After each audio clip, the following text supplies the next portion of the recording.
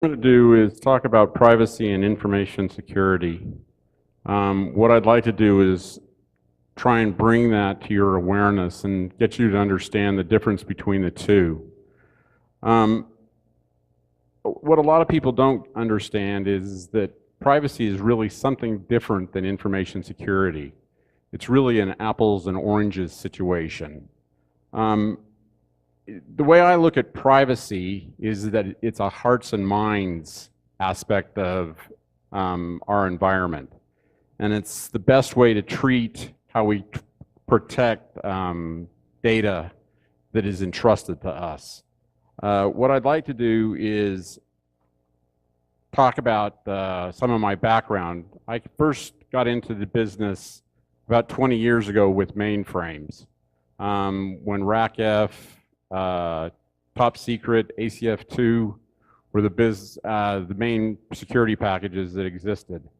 I graduated from the U, went to a local manufacturing company, decided that I needed to learn more about networks, took the CNE course to find out about networks, went to a local manufacturing company, went there to a local bank, went to work for the state of Utah. I did security work with mainframes, Novell, AD, HPUX, Linux in a variety of flavors, just a variety of different security information in that aspect. And then I went to the University of Utah in 2010 and started working in the privacy office about 3 years ago. The thing that I want to do is talk about privacy and the idea that privacy and information security are oftentimes discussed in the same thing when they're actually not. Privacy and security are actually symbiotic in their relationship. They're two different things.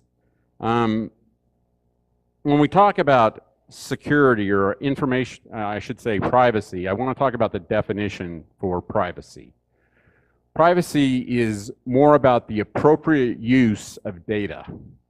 When we use data and we protect data, what we want to do is we want to ensure that our staff uses data appropriately and doesn't exceed that use or exceed authority of that data. Information security is more about the standard CIA aspects of it: confidentiality, integrity, and availability. Those are the way that I like to think about information security and privacy.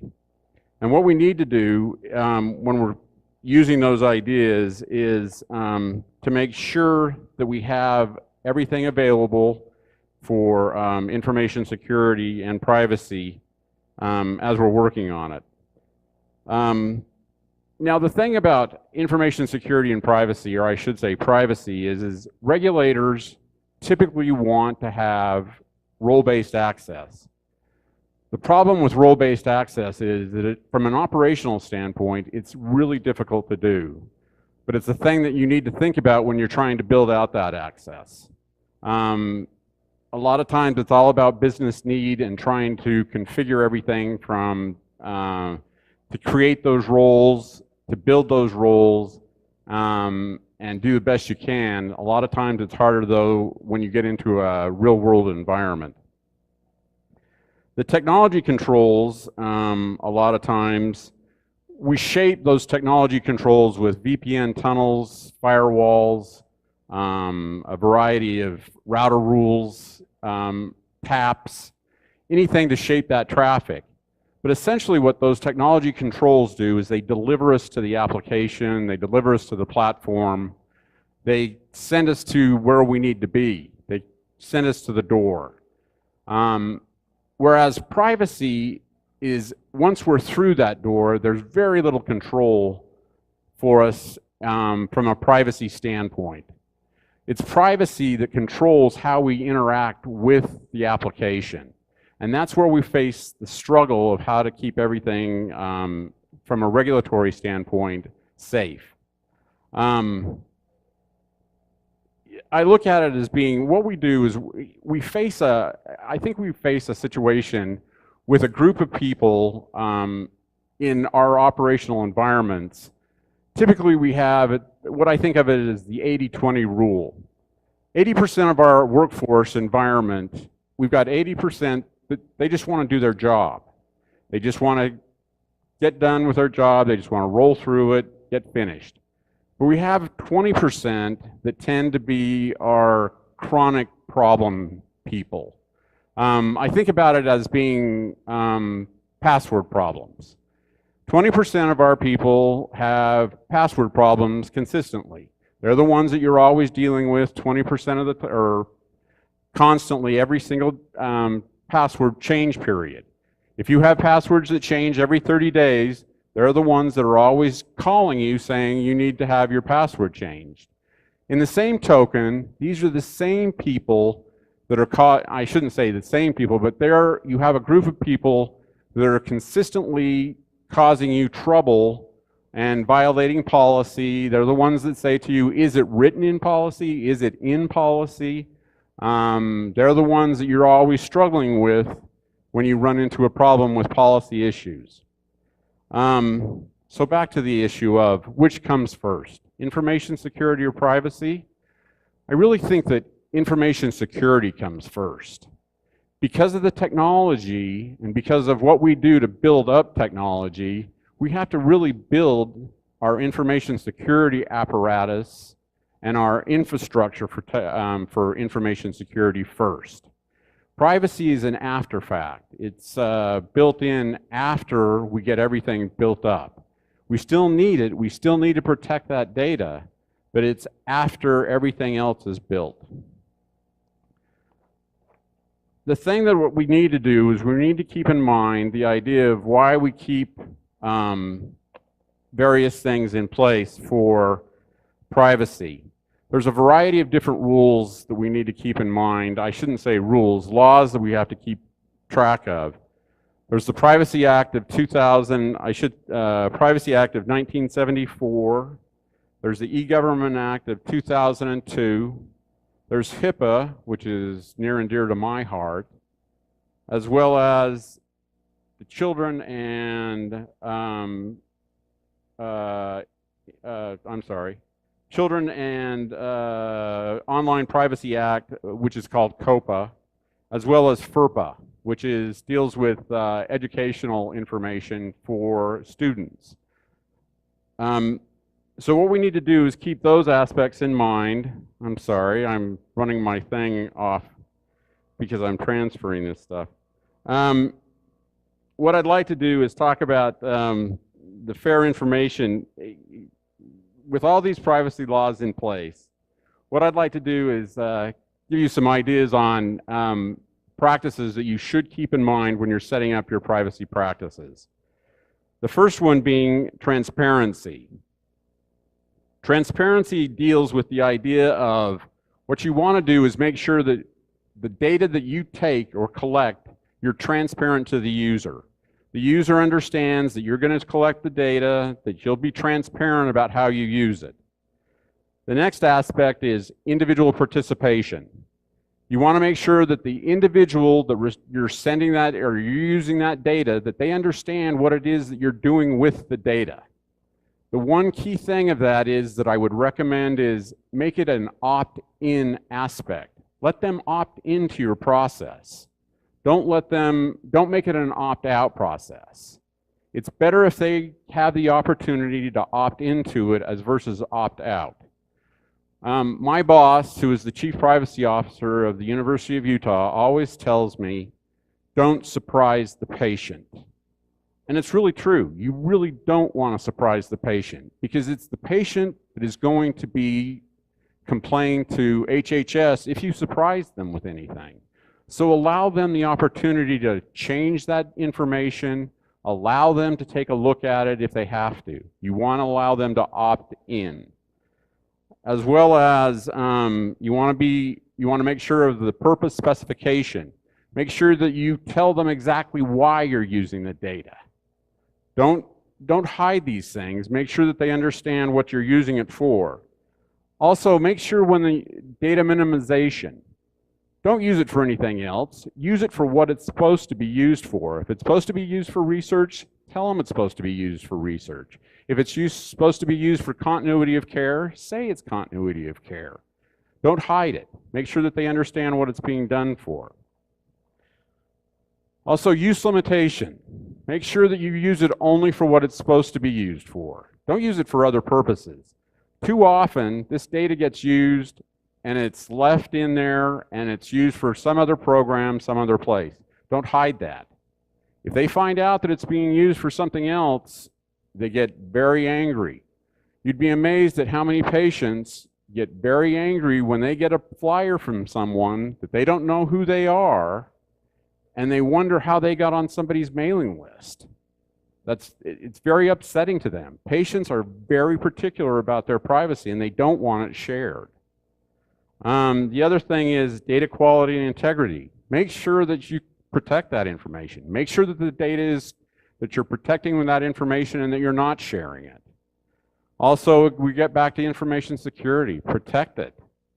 Don't leave it loose. Don't leave it lying around. Protect it. Don't let it get out. Accountability and auditing. You've got to audit. You've got to keep track of it. Speaking of all these different things, let me share a story with you. Recently, I got a letter in the mail. Somebody had breached my information. I had worked for an employer 20 years ago, and I got a letter indicating that my social security number, my address, my full name, as well as my income for the last 5 years that I'd worked for this employer had been disclosed. How it had been disclosed, how had it gotten out? I mean, I hadn't worked for them for 20 years.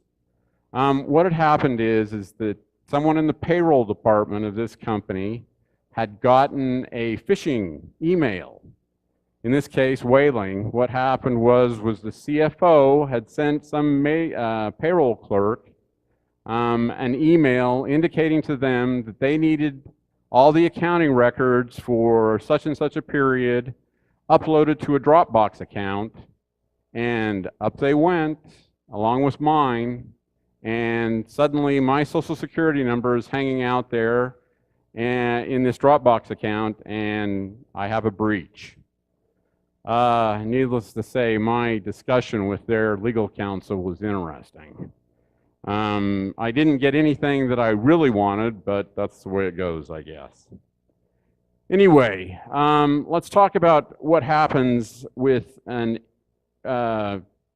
incident. Now, typically with a privacy incident, we look at it as being anything where you lose control of the data. If you lose control of the data, that's an incident. Whether virtual, whether physical, whether you lose it even to the point where you think that it's possibly gone out, even to an email account. HHS, OCR, and I'm always going to come back to patient records, so that's my basis for what I look at. Even if you can't prove one way or another whether there's been access, the way we look at it is if it's gone and we have lost administrative control of that data, we look at it as being a breach. And so when you face those things, you've got to consider it an incident. So we use a 4-factor breach analysis, risk analysis. First, what we do is we look at the nature and the extent of the PHI involved. Typically, you've got to have the factors that are involved to make it an actual PHI incident. For us, it's name, say like a diagnosis. In a PII incident, it would be name, social security number, or a identification number of some kind, a birth date, an address, anything along those lines. We then look for whether it was unauthorized, who the unauthorized recipient was, or user was.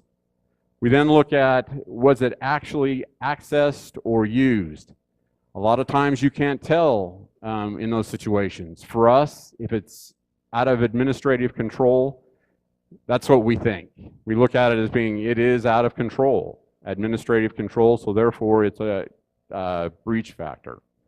And then we look at the fact of the extent of the risk has been mitigated. What a lot of times we try and do is we will try and get a non-disclosure agreement out in a short period of time where we can actually get the data back, say in a physical situation, get a non-disclosure agreement from the person that has received the data and get it within, say, like 5 days. If we can get that back, we consider that a mitigation of what's occurred and use that as our mitigation task. And we'll consider that to be, we've mitigated the risk, so therefore, to some extent, we'll look at the situation and decide if it's actual breach. With those things in mind, we go on to the idea of where I think we need to go with incidences and our practices. What I'm really moving towards and what I would really like to do and get across to everyone is that we really need to protect our data. We really need to get our customers' data to have people recognize that it's an asset. It's an asset to the organization. It's an asset we need to protect. We need to get our people, our employees, to recognize that it's an asset, that they need to protect it as well. The other aspect of it is that we need to have employees recognize or at least take ownership.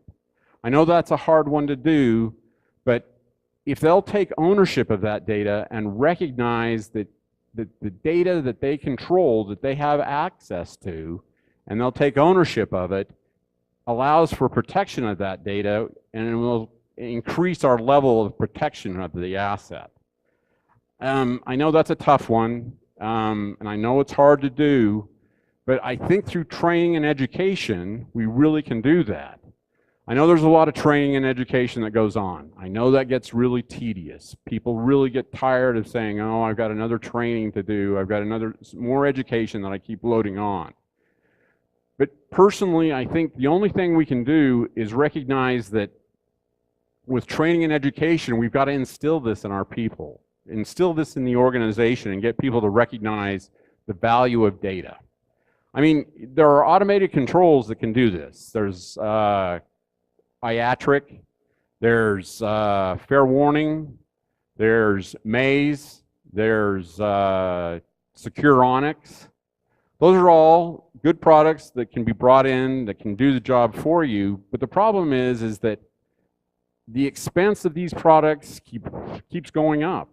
And I don't know that we have the money to continue to pay the price for these products as they come in. If you're a small organization, I don't think you've got the money for it. I don't know that some of the large organizations have got the money for it. It just keeps getting more and more expensive. That's why I think we need to turn to our people. One of the problems that we face with the automated tools is the fact that we have so many false positives. Our false positive rate is such that I have to go to my people to say, okay, so you have tell me exactly what happened to understand whether this alarm is actually a real alarm. The next thing I worry about with that is it helps me understand what's happening within the system.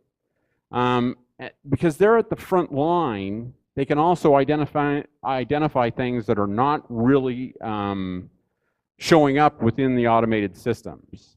So that we get back to people again to get them to help us out. The other thing to remember about, and I need to get back to an idea of possible outcomes of the issue of compromised privacy outcomes. One of the issues with that is we run into the issue of the exploited privacy issues, it creates trust issues within the individual. It causes embarrassment to the organization. It damages the reputation of the organization. Also, the loss of trust between, say, the patient and the organization. And the thing that really creates an issue also is that when we face those issues, we lose that trust, which really can bring about reputational harm.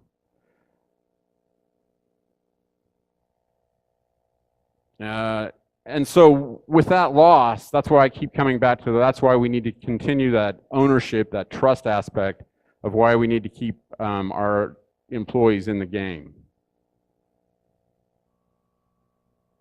Key important employee training considerations, and this is where we keep this idea of why we keep people in the game. We want them thinking about, did you obtain the data in an appropriate manner? Minimum necessary. You'd be amazed at how many times we run into issues where we're giving away more information than we have to. You've got to keep in mind when a request is received, just give away what you have to give, the minimum necessary of the request. Are the documents and files secure? Are they authorized storage or portable devices? Encryption. I can't say enough about encryption. If you're not doing encryption, please think about it. Encryption is the best thing that goes for anything. If you're not encrypting your laptops, if you're not encrypting your SANs, if you have that ability, do it. It is the best thing you can do from a regulatory standpoint. I can't say enough about it. Is there a legitimate business need? Are you transmitting the data? Can you share the data? I just recently read about a company that had a business agreement with a covered entity. They got into a financial dispute of some kind about the ongoing maintenance agreement that went for yearly maintenance. Apparently, these guys had a server in place at the covered entity, and because of this financial disagreement, they decided what they do is they had 2 kill switches. They killed 2 of the servers that were in place at the covered entity. What happened was that it denied 4,000 patient records to the covered entity. They lost 4,000 records. Now, with OCR, I'm not really sure who's going to get it in this situation or not. The covered entity is probably going to run into problems because they couldn't immediately get a hold of the data, but I'm pretty sure that the supplier, whoever had the data, is also going to get penalized. So far this year, OCR has penalized to the tune of $20 million, I think $100,000. That's a lot of money. They're getting pretty serious about it. So if you're in a hot healthcare situation, keep that in mind. Did you dispose of the data and equipment that it might have been used in an authorized process? Blue Cross Blue Shield of Tennessee could tell you about that. And also ensure that there's a rigorous sanctions process and consequences that can occur. My sons are big fans of Star Wars, so something to keep in mind.